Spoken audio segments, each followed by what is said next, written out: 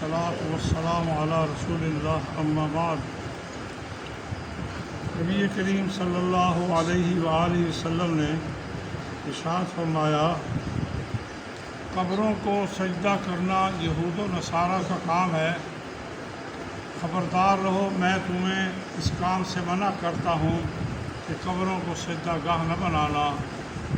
صحیح حدیث ہے، صحیح مسلم کی روایت ہے، اللہ کے نبی کا فرمان ہے۔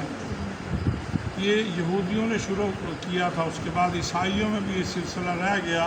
کوئی ان کا بزرگ بڑا فوت ہوتا، کوئی نبی فوت ہوتا، ولی کوئی فوت ہوتا تو اس کی قبر بناتے، پھر اس پہ اعتکاف بیٹھتے تھے اور اس پہ سجدے کرتے تھے، اور بالکل ہو بہو آج مسلمان وہی کام کر رہے ہیں جو یہود و نصارہ کرتے ہیں۔ ایک اور حدیث میں اللہ کے نبی نے یوں فرمایا، لعن رسول اللہ صلی اللہ علیہ وسلم الیہود والنصارى اتخذوا قبور انبیاء مسجدا۔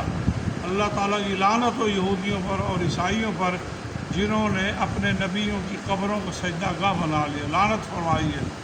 یہ اکبر شرک میں سے ہے، اسی لیے اللہ کے نبی نے فرمایا بڑا شرک ہے یہ قبر پرستی کا، تو اللہ کے نبی نے لعنت فرمائی ہے ایسے لوگوں پر جو قبر پرستی کرتے ہیں۔ دیکھیے دنیا میں جو سب سے بہترین اعلیٰ عرفہ قبر ہے وہ رسول اللہ صلی اللہ علیہ وسلم کی قبر، ان سے اچھی کسی کی قبر نہیں ہے۔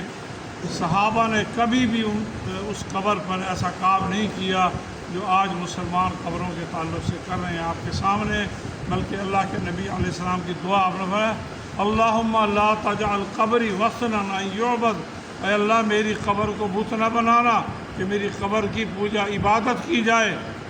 اللہ تبارک و تعالیٰ نے پیارے نبی صلی اللہ علیہ وسلم کی دعا کو قبول فرمایا، اور اس پر عبادات خرافات جو آج کی جاتی ہیں، چادریں چڑھانا اور دھمالیں ڈالنا، نہ جانے کیا کیا نظر نیاز قبر کے تعلق سے، یہ پھیلا ہوا شرک سب سے زیادہ بر صغیر میں، اور اس کے بعد ہر جگہ تھوڑا زیادہ ہے۔ ہمارے ہاں کوئی شہر قریہ ایسا نہیں ہے جہاں یہ قبر پرستی کا بت موجود نہ ہو۔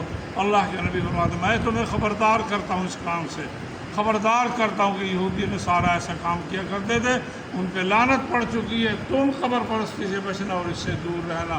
یہ حقیقت یہ ہے کہ اپنے بچوں کو بتلائیے، قبر پہ جانا، قبرستان جانا اپنی موت کو یاد کرنے کے لیے تو ہے، لیکن وہاں پہ چڑھاوے چڑھانا، اللہ کے نبی نے ایک اور حدیث میں فرمایا ان عورتوں پر لعنت ہے جو قبروں کی زیارتوں کے لیے جاتے ہیں، زوارات القبور، قبروں کی زیارتوں کے لیے۔ یہ آپ کے سامنے قافلے، آج فلاں پاک پتن جا رہا ہے، سیون جا رہا ہے، بغداد جا رہا ہے، وہاں جا رہا ہے، یہ ملعون کام ہے، سارے کے سارے لعنتیں پڑتی ہیں ان قافلوں پر جو یہ نیت کے ساتھ قبروں پر جاتے ہیں اور شرک کرتے ہیں اور قبر پرستی کرتے ہیں۔ اللہ کے نبی نے فرمایا میں تمہیں خبردار کرتا ہوں تم اس کام سے رک جانا۔ اللہ تعالیٰ ہمیں محفوظ رکھے اور عمل کی توفیق دے۔